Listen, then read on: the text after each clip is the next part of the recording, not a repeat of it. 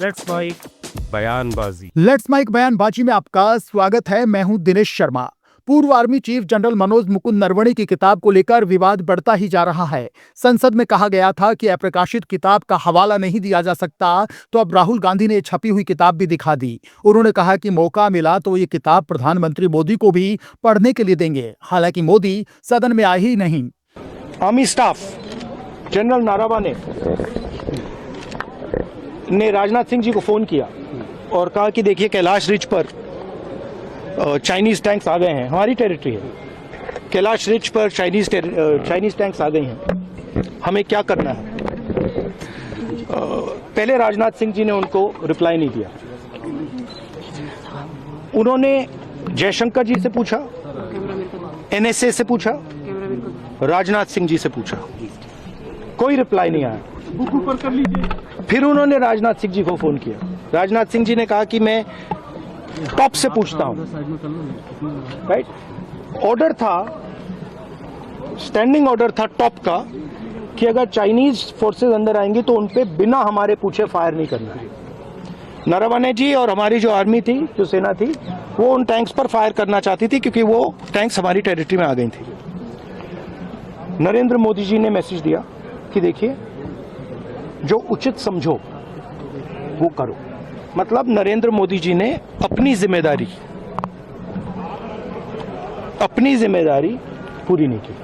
उन्होंने army chief से कहा कि देखो भैया, आपको जो करना है करो, मेरी बस की नहीं है।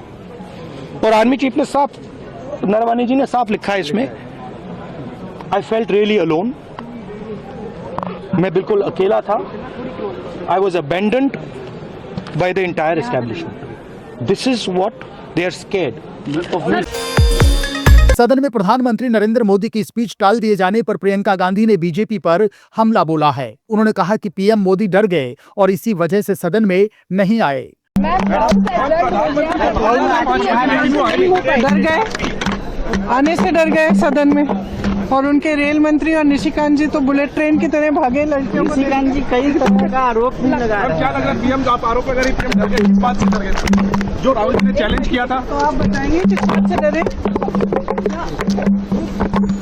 जो राहुल जी।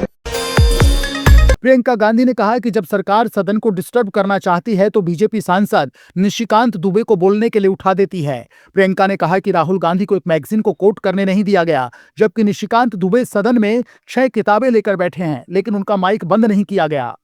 एक सबसे पहले स्पष्ट ये होना चाहिए कि निशिकांत दुबे जी तभी उठते हैं जब सरकार की इजाजत होती है, जब सरकार कहती है कि जाओ हाउस को डिसरप्ट करो।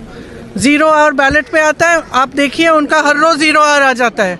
हम मांगते मांगते बैठे रहते हैं, हमारा नहीं आता है। तो जब सरकार चाहती है कि कुछ डिसरप्शन करना है तो वो उनको उठाते हैं। अब आप बताइए, अगर एलओपी को बोलने नहीं दिया, एलओपी को एक किताब जो प्रकाशित है, जो आज आपके सामने भी दिखाई है उन्होंने कि प्रकाशित किताब है, अमेज़न से खरीदी गई प्रकाशित किताब है, उससे कोट नहीं करने दे रहे। आप नियम कह रहे हो कि ये नियम का उल्लंघन है। तो अब ये महाराज उठे हैं और ये 6 किताबें सामने दिखा रहे हैं, उनमें से कोट कर रहे हैं, आप कुछ नहीं कह रहे हैं। इनका माइक चला जा रहा है। और किस लिए कराया गया? ये सरकार स्पष्ट दिखाना चाहती है कि इस संसद में सिर्फ उनकी चलती है। ये तो स्पीकर साहब का भी निरादर है, ये संसद का निरादर है, ये लोकतंत्र का निरादर है, ये इस देश की जनता का निरादर है। ये संसद, मैंने सुबह भी कहा, लोकतंत्र का मंदिर है।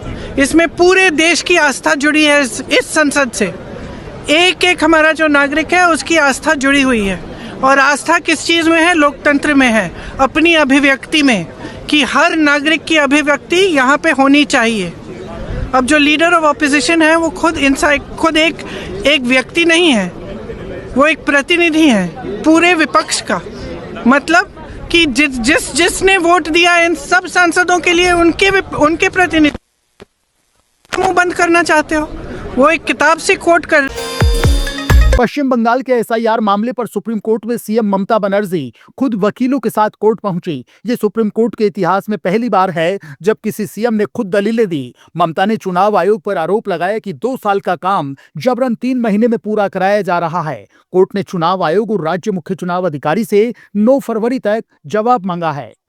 Sir, their SIR process is only for deletion, not for inclusion. Mismatch, not only the title, sir. Mismatch, mismap, unplanned.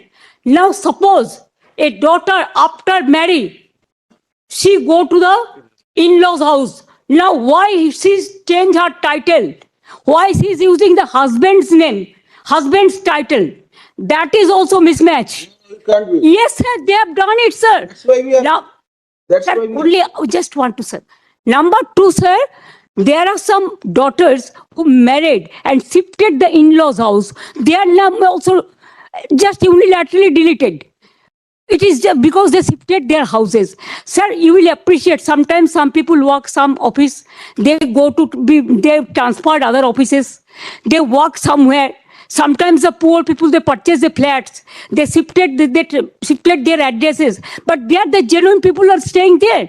But because of the name of logical discrepancy, now they change the name.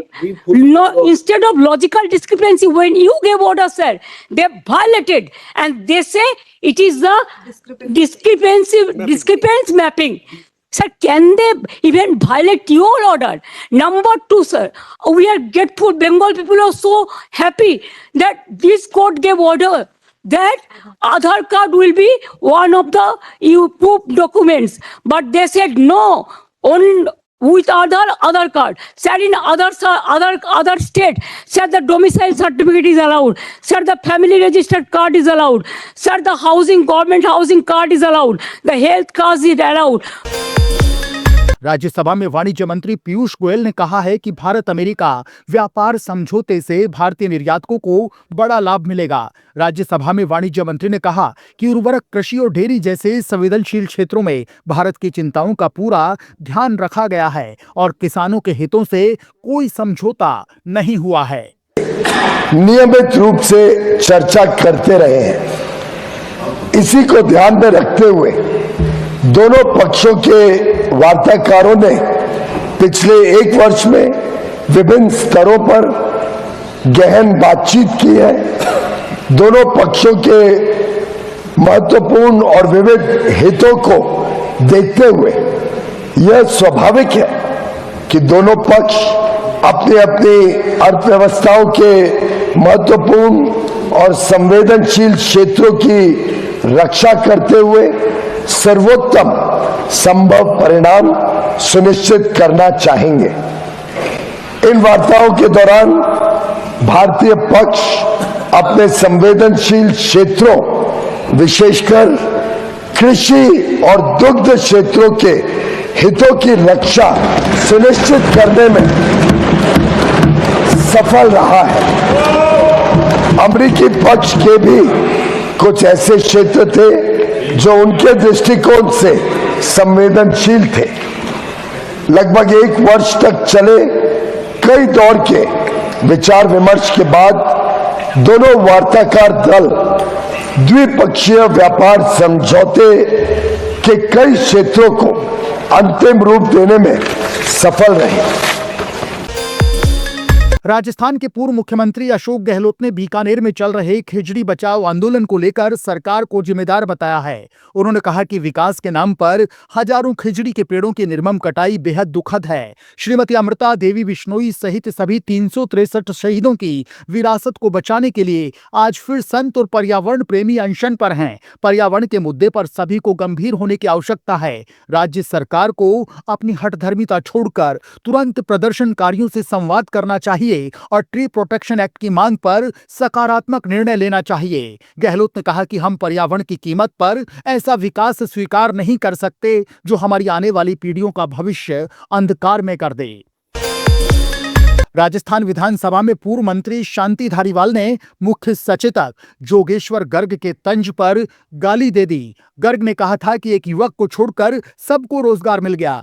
सभापति ने गाली हटाने का आदेश दिया। धारीवाल पहले भी ऐसा कर चुके हैं और उनको माफी मांगनी पड़ी थी। आपकी बात आती तो समझ में आती है यार, आधी नहीं आती है। आपकी बात आती तो समझ में आती है यार, आधी नहीं आती है। धारीवाल साहब, एक युवक को छोड़ के भारत सरकार ने सबको काम दे दिया, एक को छोड़ा है बस। क्या कह रहे हो? आपकी बात आती तो समझ में आती है यार, आधी नहीं आती है। आपके आ गई ना समझ में? संसद परिसर में विरोध प्रदर्शन के दौरान राहुल गांधी ने केंद्रीय राज्य मंत्री और बीजेपी सांसद रवनीत सिंह बिट्टू को गद्दार कहकर तंज कसा। संसद परिसर में प्रदर्शन कर रहे कांग्रेस सांसदों के पास से रवनीत गुजरे तो राहुल ने गद्दार कहते हुए हाथ मिलाने की कोशिश की, लेकिन रवनीत ने हाथ नहीं मिलाया और तुरंत पलटवार करते हुए राहुल गांधी को देश का दुश्मन करार दिया। सर थोड़ा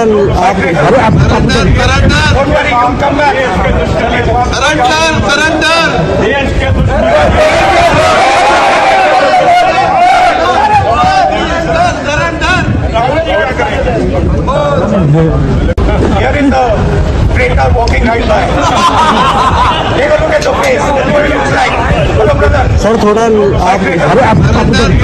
Don't worry, you'll come back.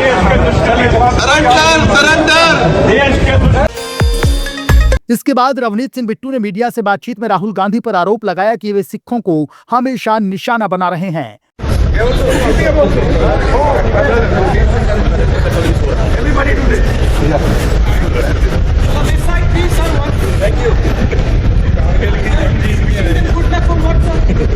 Taste का पेज क्या है? No, look. The thing is, here is a traitor walking right by. Take a look at the face. That's what it looks like. Hello, brother. My traitor friend. Surrender. Don't worry, you'll come back.